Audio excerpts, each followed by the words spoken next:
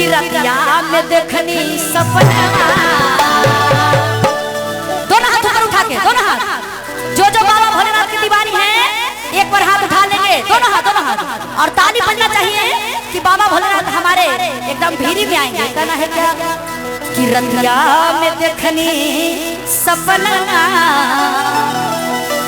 गुरु अइलन अंगना, अरे अइलन अंगना गुरु अइलन अंगना, अइलन भवनमा हो अइलन भवनमा, और कि रतिया में देखनी सपना, गुरु अइलन अंगना, रतिया में देखनी सपना, गुरु अइलन अंगना, अइलन अंगना हो अइलन भवनमा, अइलन अंगना हो अइलन भवनमा, रतिया में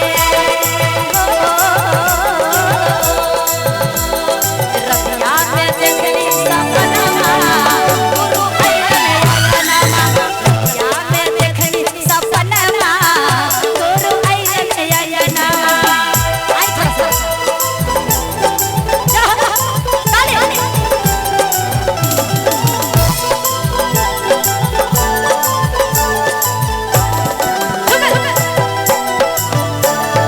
बजा के पीछे पीछे हर हर महादेव।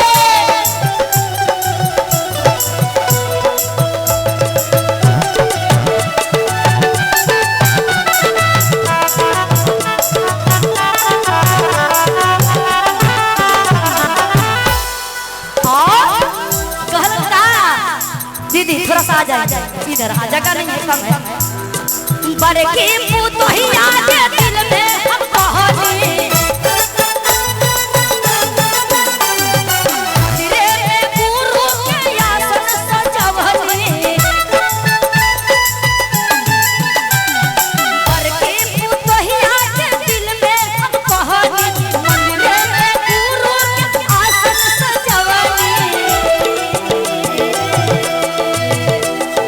असली लगैली मंदिरवा, असली लगैली मंदिरवा, गुरु अइलन अंगना, असली लगैली मंदिरवा, गुरु अइलन अंगना। अरे दिया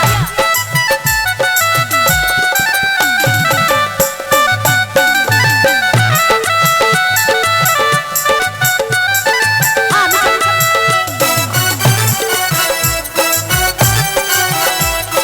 अरे ताली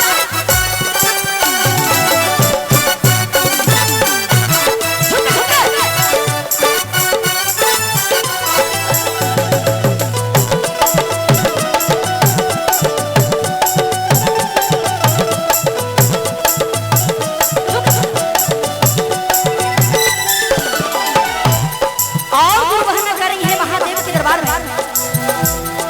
बेटवा नाम गनी रोजी रोज करहवा, ओहिया नाम गनी सन हो सिंगरवा,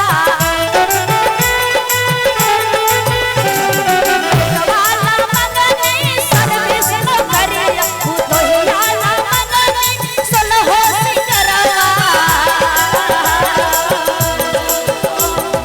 अपना नाम के अनवा।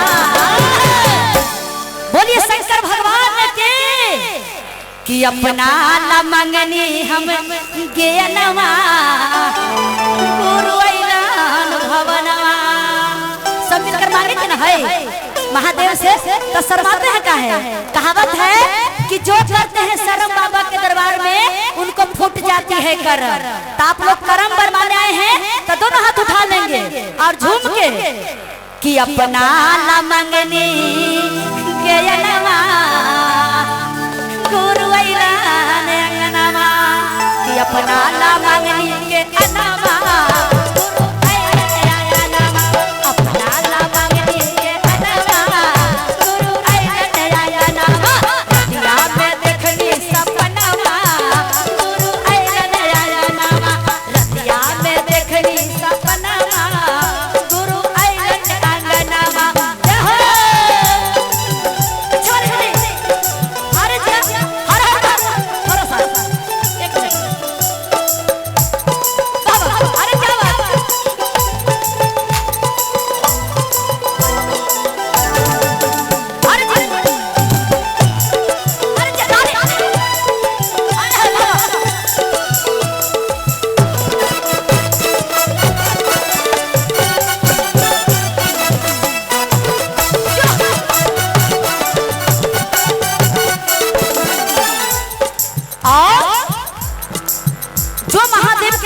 जाते हैं और सच्चे मन से सच्चे दिल से ये जो भी बाबा धाम में सब लोग जाते हैं और जाती हैं तो महादेव जरूर पूरा करते हैं।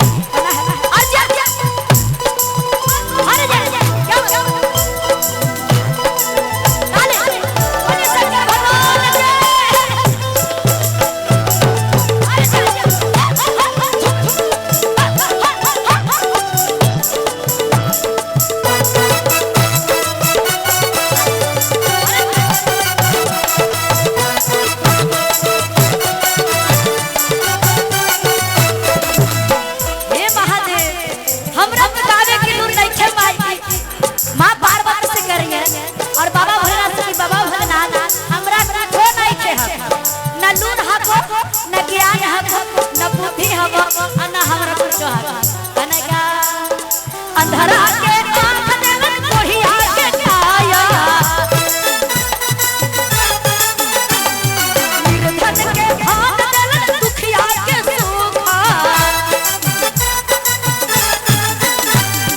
अंधरा के आँख देवन कोढ़िया के काया,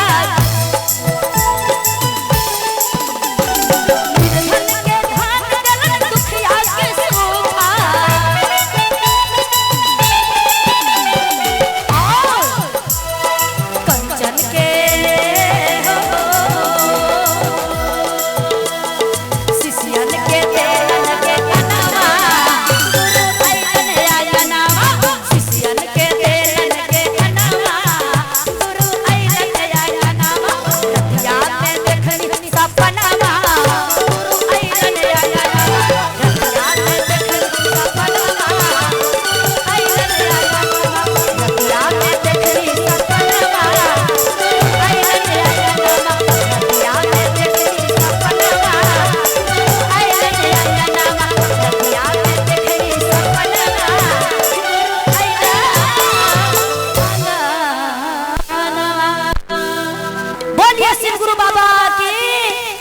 बोलिए शंकर भगवान की, बोलिए मैया पार्वती की, बोलिए ज्ञान देने वाले साहेब भैया की, बोलिए नीलम दीदी की।